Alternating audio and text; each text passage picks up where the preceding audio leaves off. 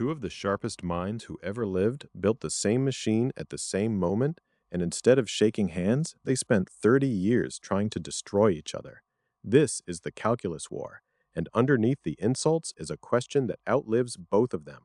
Who actually owns an idea? There is nothing to argue, Gottfried. I had the method of fluxions in the plague years, 1665, while you were still a teenage lawyer scribbling about Latin poetry. I simply chose not to shout it from the rooftops. Ah, yes, the great Isaac, who invented everything and published nothing.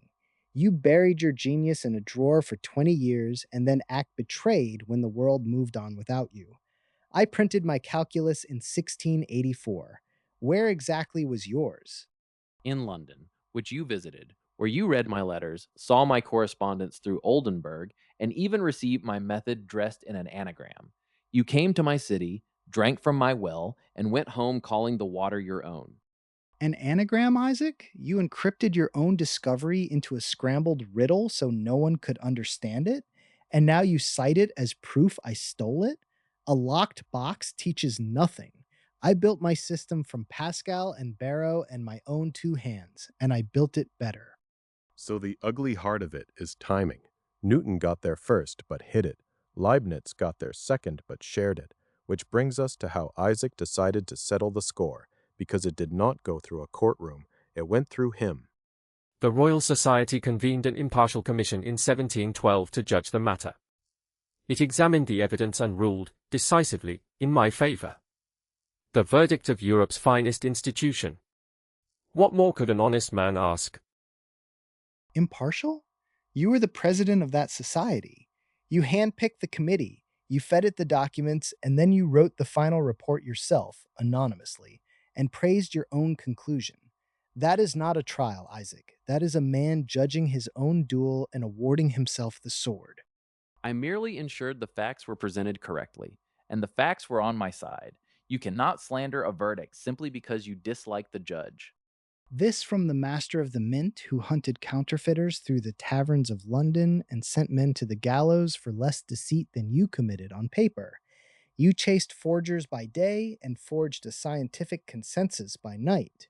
The irony would be delicious if it were not so cruel. Newton won the political war, but there is a second scoreboard, and on that one, the numbers look very different, because the world had to actually choose which calculus to use every single day, forever. And it chose mine. Every student on Earth writes the derivative dy over dx and the integral with my long, curving s. My notation was so clear it taught the concept just by looking at it. Yours needed a priesthood to decode. Function follows form, Isaac, and my form won the planet.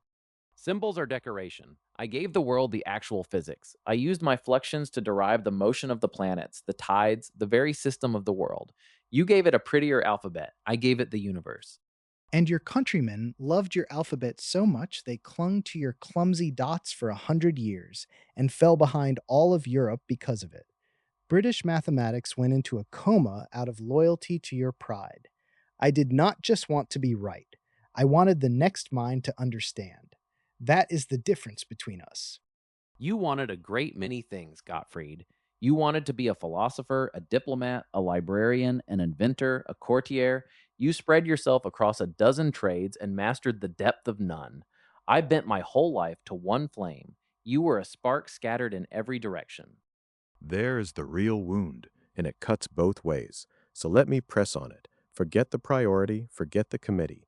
If two people reach the same truth alone, in the dark, from opposite ends of a continent, who does that truth belong to?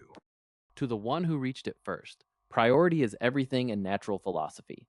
The mountain belongs to the first man to stand on the summit, not the second, however loudly he sings on the way up. But you never told anyone you were on the summit, Isaac. You planted no flag. A discovery no one can see is not a gift to mankind. It is a secret in a coffin. An idea is not owned by who thinks it first. It is owned by who hands it to the world in a form the world can hold. Then, by your logic, the truth is a democracy, decided by publishers and printers rather than by minds. That is monstrous. The heavens do not wait for a press run. What is true was true before either of us drew a breath. Yes, Isaac, That is exactly my point, and you have finally said it well. The calculus was true before both of us. It was waiting. We did not create it, we discovered it, the way two travelers might both stumble on the same river. And no man owns a river simply because he was thirsty first. You quote my own words back at me and think it wisdom. I said I stood on the shoulders of giants. I never said the giants and I were equals. And some say you aimed that line at poor crooked Hook to mock his stature. Even your humility was a weapon, Isaac. You could not compliment the past without insulting a rival in the same breath. That is a lonely way to be great. They both died still swinging.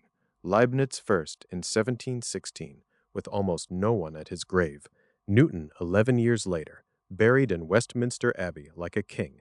But listen to what the scoreboard actually says when you add it all up. I died knighted, celebrated, the most honored philosopher of my age. Kings carried my coffin, and your funeral, Gottfried, a former secretary and the gravedigger. History remembered which of us it loved. History loved you, Isaac.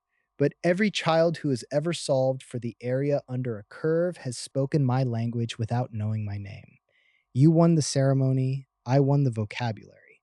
Ask which one the next 1,000 years will actually use. And yet you spent your final years defending your best of all possible worlds while Voltaire turned your philosophy into a punchline. Do not lecture me on legacy when Europe laughed your metaphysics off the stage. Better to be laughed at for hoping the world has meaning than to spend, as you did, more years hunting secret codes in the book of Daniel and turning lead to gold than doing the science that made you immortal.